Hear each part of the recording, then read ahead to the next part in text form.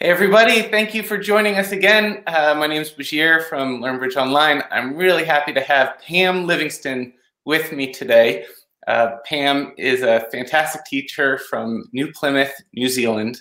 Pam, I hope you don't mind me singing your praises, but for those of you unfamiliar with her, she's also represented New Zealand 4 times in the Open team, and is the only woman to have done so multiple times in the last 50 years. Did I get that right? Yeah, pretty close. Well, I'm in awe. I imagine many of your fans are as well. Pam, thank you for joining us. I have a hand. We only looked at, we haven't played it through together, but I was hoping, Pam, that you could coach us through it. I stumbled through it. We're faced with sort of a daunting challenge initially, and the results were pretty evenly split between those who could make their contract and those who went down. Mm-hmm. Can we jump right in? Why not? Let's give it a go. All right, here we go. Why not? All right. So we are a declare. We're in 3 no trump, and both Acol and Standard would end up in the same contract here. Mm-hmm.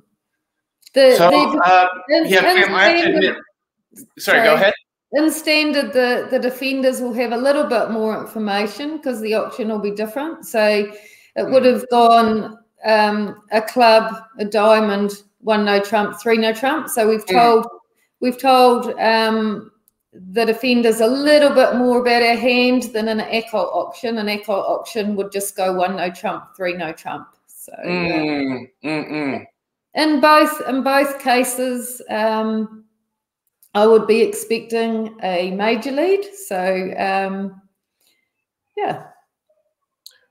I didn't get a major lead. I wonder what that means. Yeah, what does that mean? And also help us out. As soon as I started counting our sure winners, I got intimidated. Right. Okay. Well, when dummy goes down, never play a card quickly. So you know, even if it's a singleton, never play the first card quickly. You're going to think about what your initial plan of attack is, and even if there's a singleton and dummy and the next person plays, don't play. Just take this time to plan.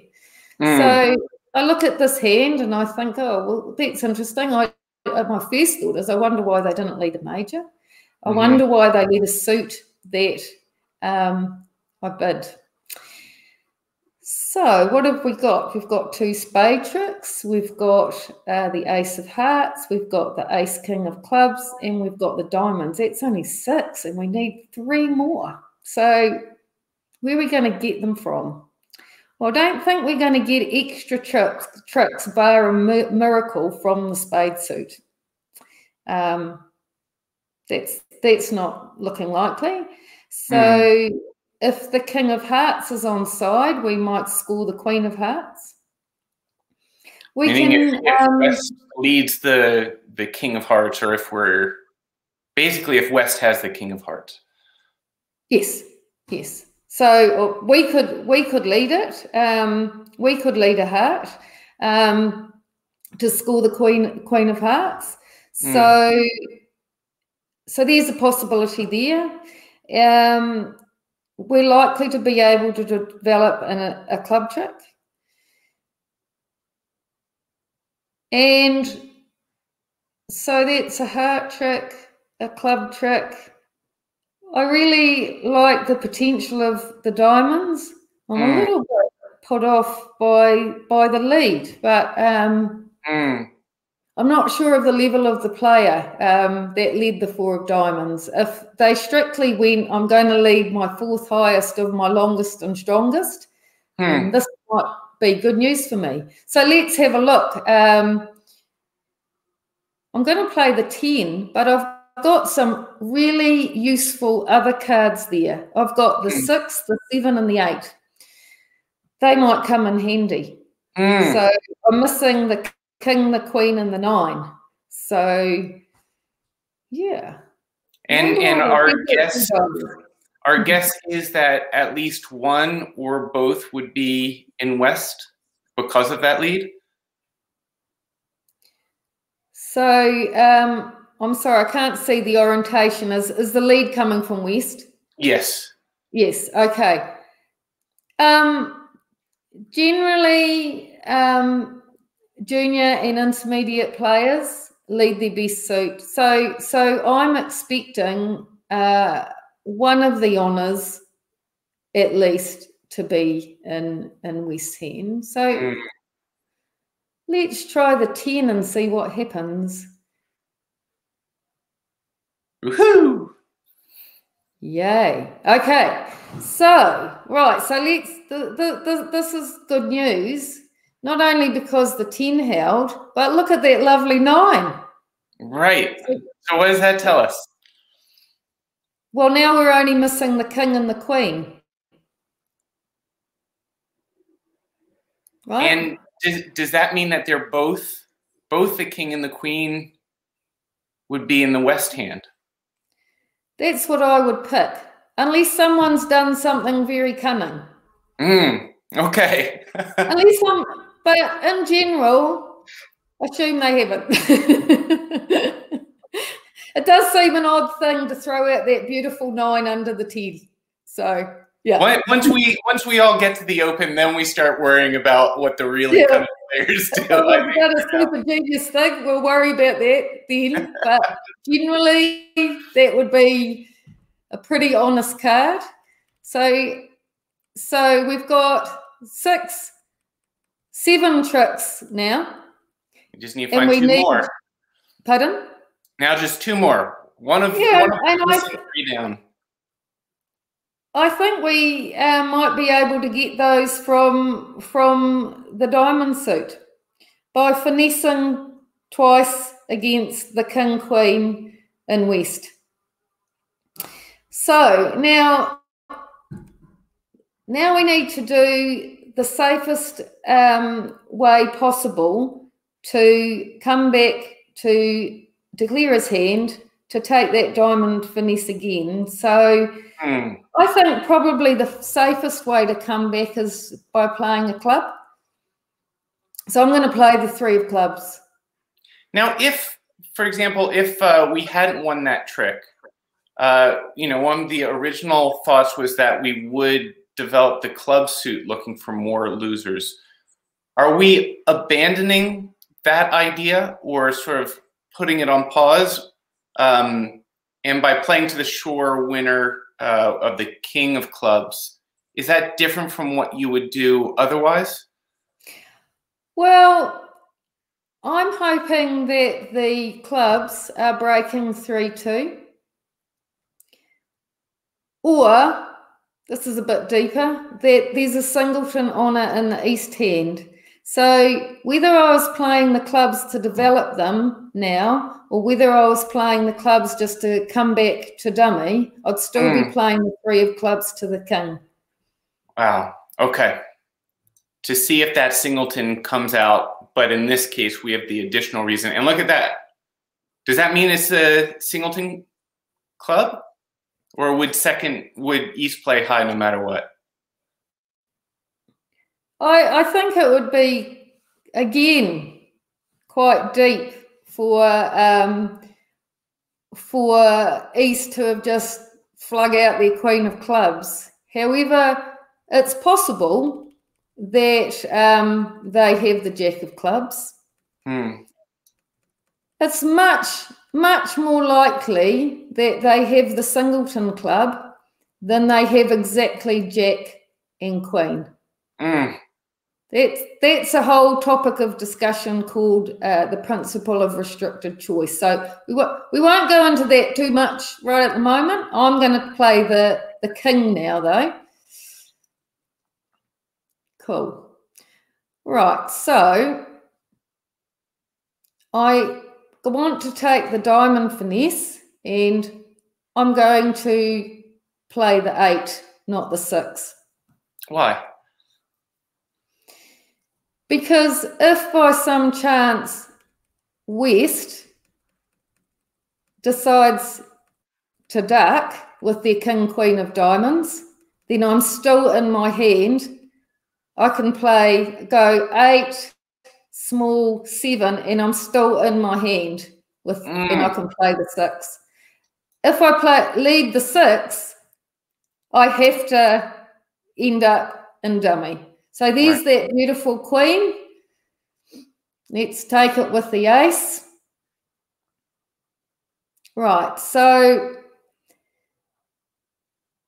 we started off with 7 diamonds between us, and 4 have been played. So there's 2 out, the king and a small one. So we can just play a diamond now, and it will force out the king. Because remember, we played the 10 at the beginning, the 9's gone, so the 7, 6, 7, and 8, they're all big cards now. They've been promoted to be big cards. Right. And keeping track of all that, we don't have to worry about getting back to South's hand to lead towards the jack or the 7. We just need to get the king out of the way, because the other one is going to lose to the 7 or 6, whatever we have left anyway. And another great thing about this diamond being on West, is that our heart suit is protected. We don't, So if West has the king of hearts and they lead away from it, that's good for us. Yeah. But if East has it, they can't hit us either. So this hand is shaping up really nicely. So doesn't matter now whether I play the jack or the 7, but I tend to just play the higher one. I've kept track of all the diamond spots, but that doesn't mean everyone else has. So I'm going to play the jack of diamonds. Yeah.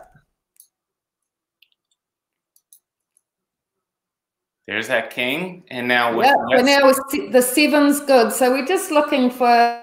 We've got 3 tricks now, and we've got. We're up to 8, so we just need to find one more. And we might have just found it? We might have just found it.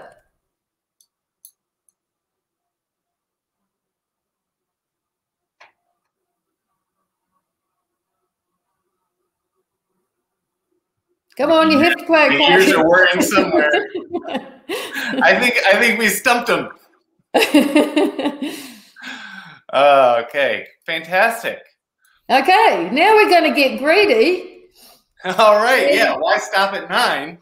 Why stop at 9? Right. So, so that Queen of Clubs popped on East hand. I'm going to play a club now, a small club to the 10. Cross my fingers. I love it. I think this is the point where too often I just, I was just hoping to make my contract initially, and this is when I stop thinking. I just say, oh, this is the clear route forward. I'm going to get my contract and run while I can. Well, that's a very good attitude to have. I'm going after this extra trick at no risk. I'm not risking my 9 tricks, right? Because nothing can go wrong now, right? For my 9 tricks. But hey, let's try and make 10. Like, why not? Why not? We have entries going both ways. All right, so putting down the 10 here. Woohoo! Damn. Okay, I'm pretty happy now, and I'm going to carefully cash up. I'm going to just make sure that I don't lose my entries, and I'm just going to cash up now. So the first thing I'm going to do is play that good 7 of diamonds. Before we forget about it. Yeah. All right. Doesn't matter what we discard, right? I'd be playing the 2 of hearts on this because it's, You know, right. On a good day, we still forget about the clubs. So now I'm going to play my couple of spades. All right. Right, and we can still get back. Yeah.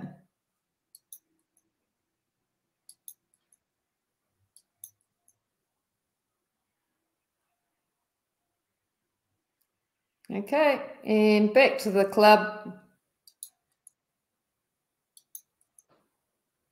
And the ace of hearts, and our work here is done. Wow. Always be greedy.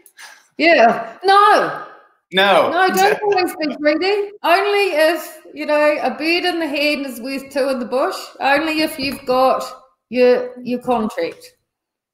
And that trying for that extra trick is no or low risk. Wow. Yeah.